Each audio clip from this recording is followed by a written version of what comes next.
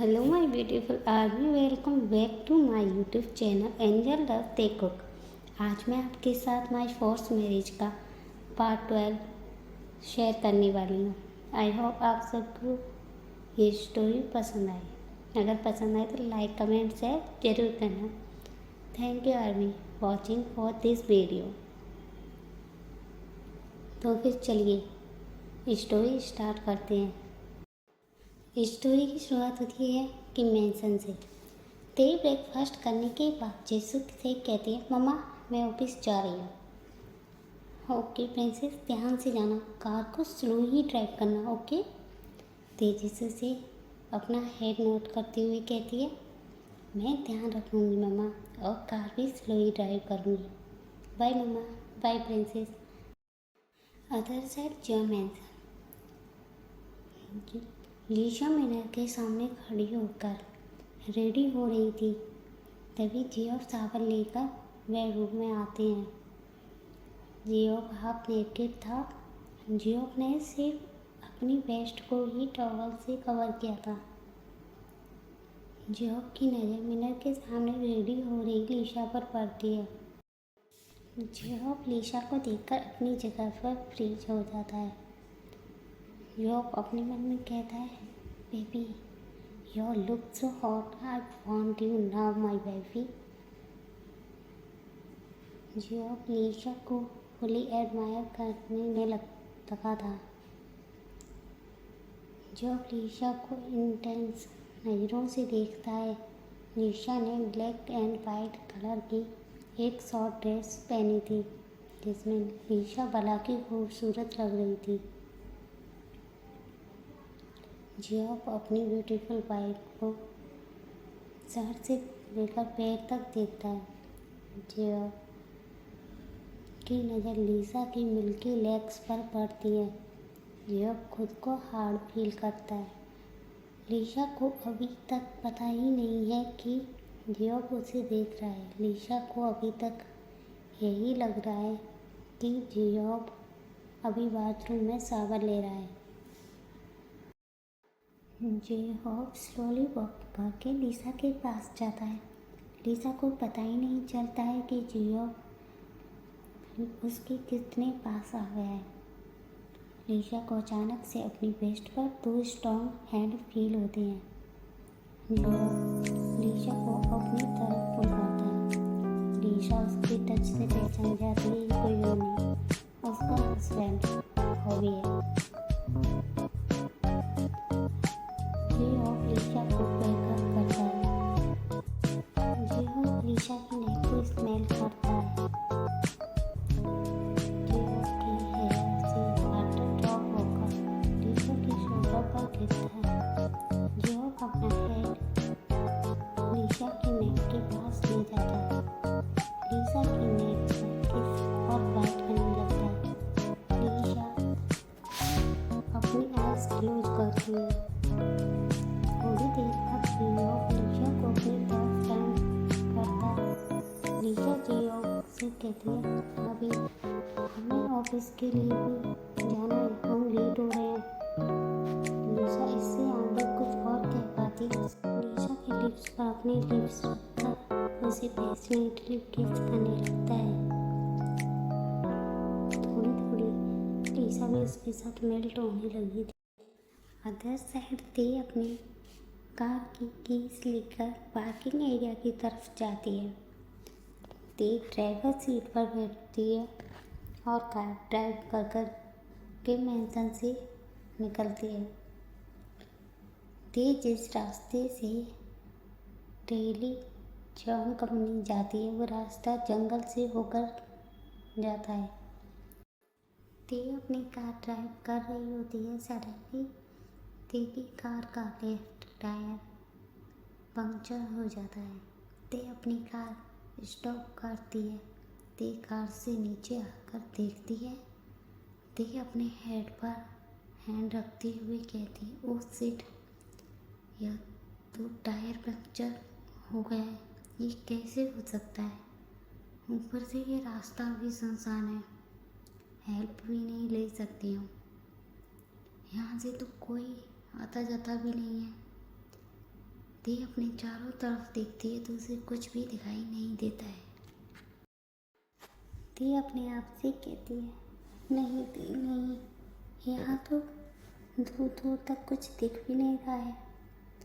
मुझे लगता है मुझे थोड़ा आगे चलना चाहिए, शायद आगे मुझे कोई हेल्प मिल जाए। ये सोच करती धीरे धीरे आगे बढ़ने लगती है। ती चलते चलते वहाँ से काफ़ी दूर आ गई थी। ती बड़ी ध्यान से सभी तरफ देखती है। ती देखती की नज़र एक खंडर पर पड़ती है। ती उसे देखकर स्माइल करती है। ती देखती है वहाँ कुछ कारें भी खड़ी हैं, जिससे ती को उम्मीद मिलती है कि शायद उसे यहाँ हेल्प मिल जाए। ती खंडर की तरफ बढ़ने लगती है। ती बड़ी उम्मीद से उस खंडर की तरफ जा रही होती है। ती खंडर के पास जाती है और देखती है तो उसे वहाँ कुछ दिखाई नहीं देता है। वहाँ उसके सिवाय और कार्स के सिवाय कुछ भी नहीं था। ती खुद से कहती है, ओह शिट, यहाँ तो कोई भी नहीं है। मैं इतनी मेहनत करके यहाँ तक आई और यहाँ पर कुछ भी नहीं है। ती कार की तरफ देखकर कहती है, कार की हालत देखकर तो लगता है ये कार यहाँ कुछ देर पहले ही आई हैं, लेकिन अगर कार यहाँ है तो इनके ओनर्स कहाँ हैं? वो भी यही होनी चाहिए। देखो अचानक से किसी की चिल्लाने की आवाज़ आती है।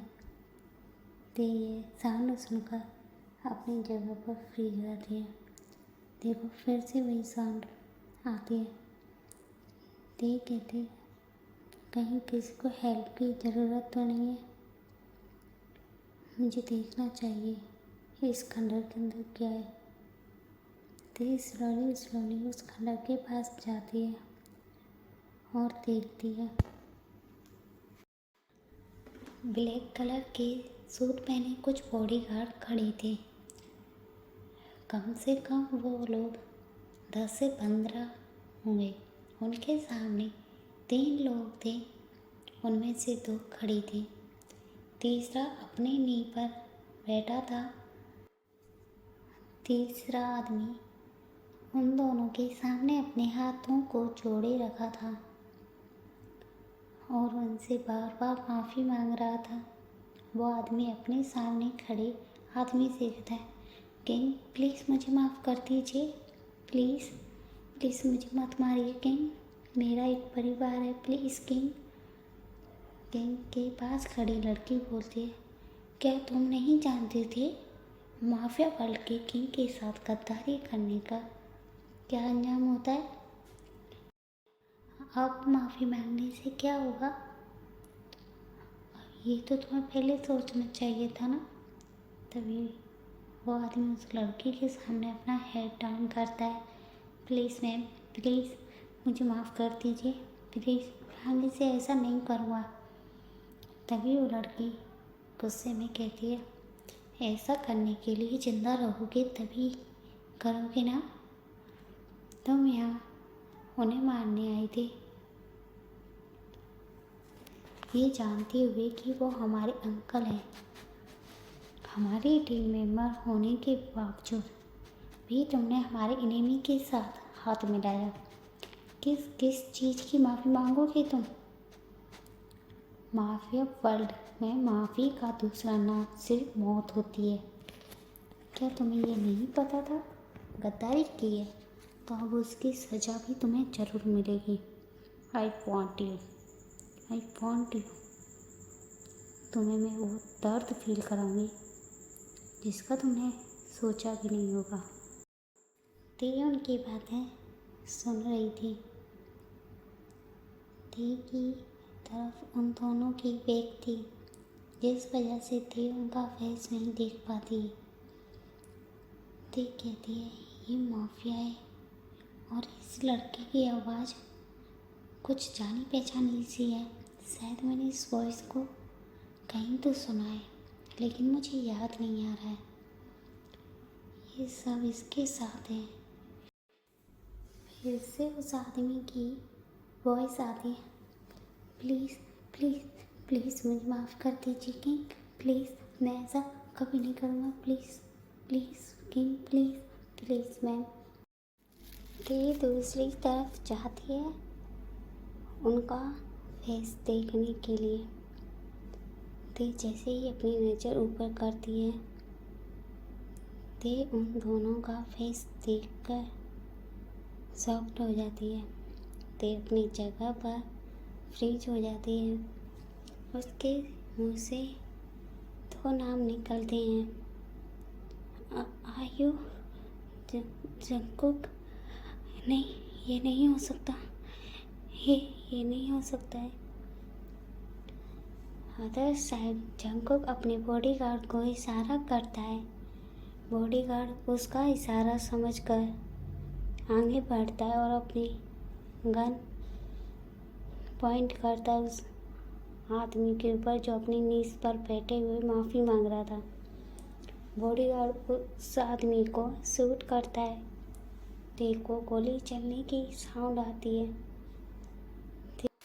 ते गोली चलने की साउंड से अपनी जगह पर फ्रीज हो जाती है। ते देखती है कि एक बॉडीगार्ड ने उस इंसान को शूट कर दिया है, वो भी जंगकुक के कहने पर। ते अपनी जगह बैठ जाती है और अपने आंसू पोंछने लगती है। ते रोते हुए कहती है, नहीं, तुम लोग वो नहीं हो, तुम सब बदल गए हो।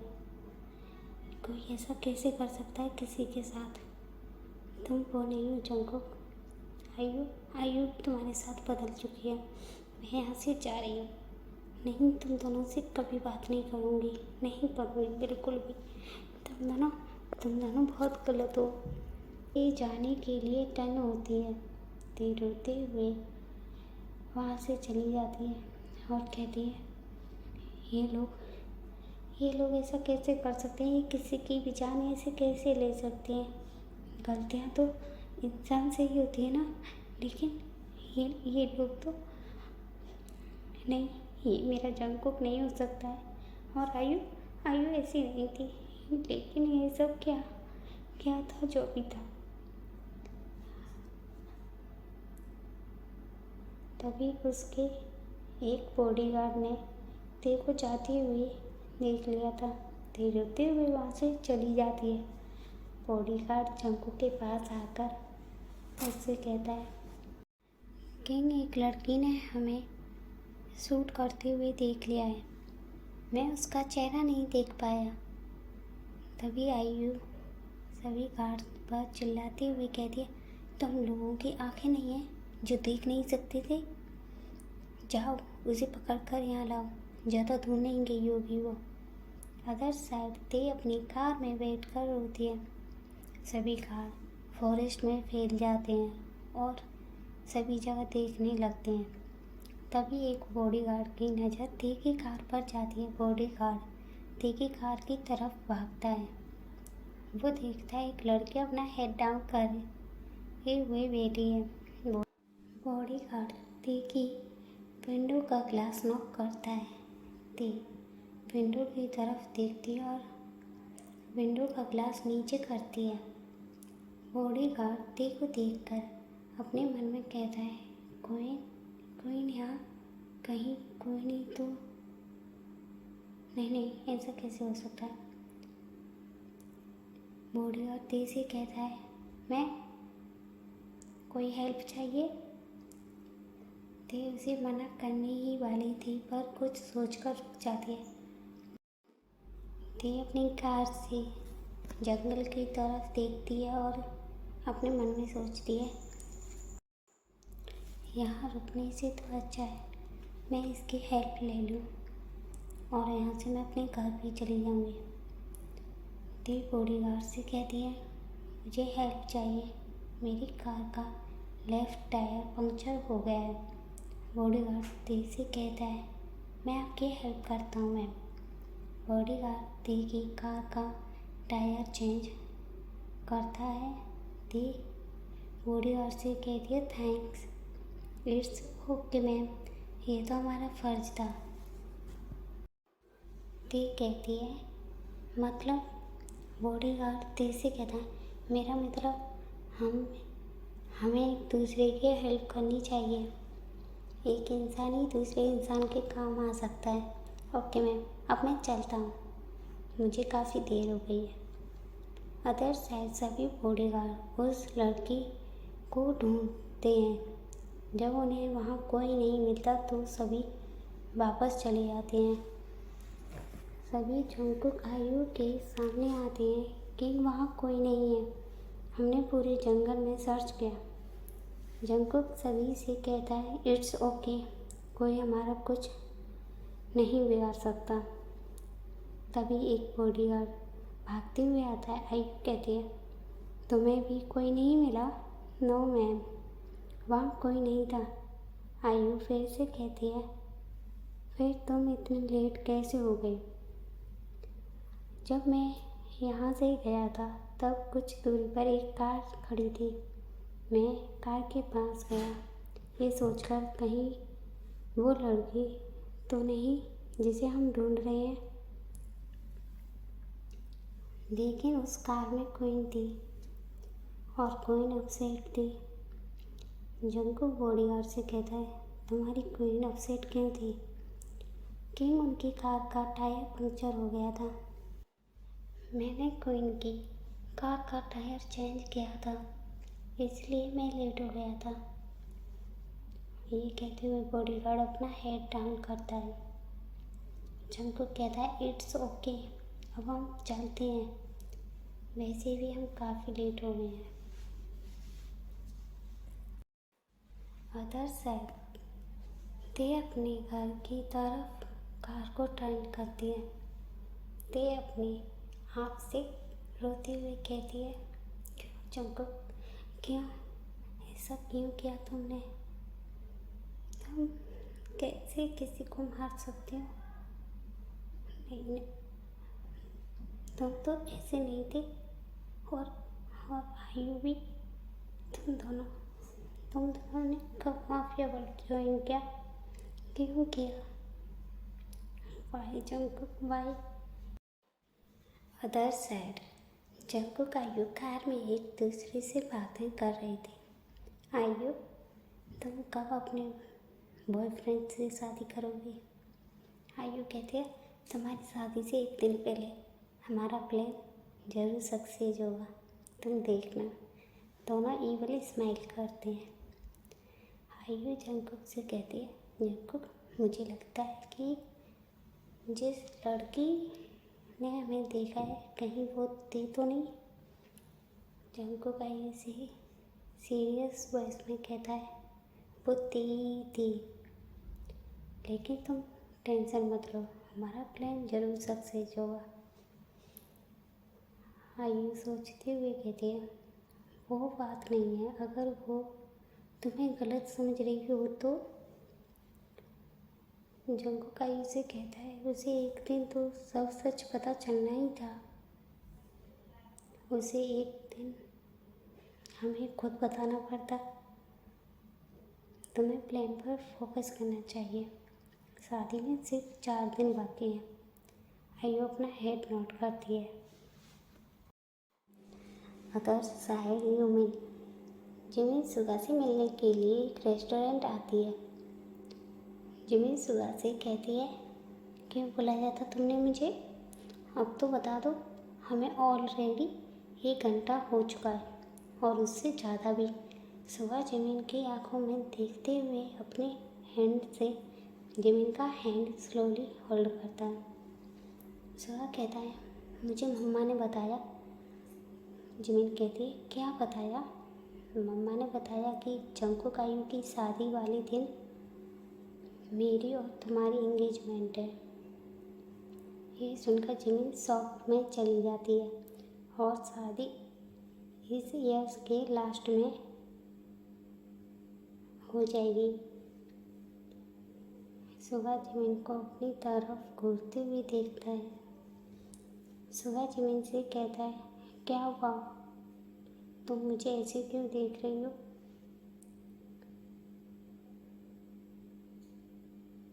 जिमिन तुम खुश नहीं हो, कोई प्रॉब्लम है? सुगा देखता है कि जिमिन पर उसकी बातों का कोई असर नहीं हो रहा है। सुगा अपने फिंगर से जिमिन के हैंड पर स्लोली टैप करता है, जिससे जिमिन सेंस में वापस आती है। हाँ, क्या कह रही थी तुम फिर से कहाँ खो जाती हो? सुगा फिर से कहता है, तुम्हें शादी से कोई प्रॉब्लम तो नहीं है? तुम खुश तो हो ना? जिमिन हंसती हुई कहती है, मुझे क्यों कोई परेशानी होगी? मैं तो बहुत खुश हूँ। फाइनली हम दोनों ऑफिशियली हस्बैंड एंड वाइफ बन जाएंगे। सुगा जिमिन को हंसते हुए और इतना खुश देखकर स्माइल करता है। जिमिन अपनी चेयर से खड़ी होती है और सुगा की तरफ जाती है। जिमिन सुगा को हक करती है। सुगा भी जिमिन को बैक हक करता है। जिमिन सुगा से कहती है, I am very very very very happy. Jimin Suga की चीक पर किस करती है। तो फिर चलिए गाइस, इस पार्ट को यहीं एंड करते हैं। मिलते हैं इसके नेक्स्ट पार्ट में। तब तक के लिए बाय बाय आर्मी।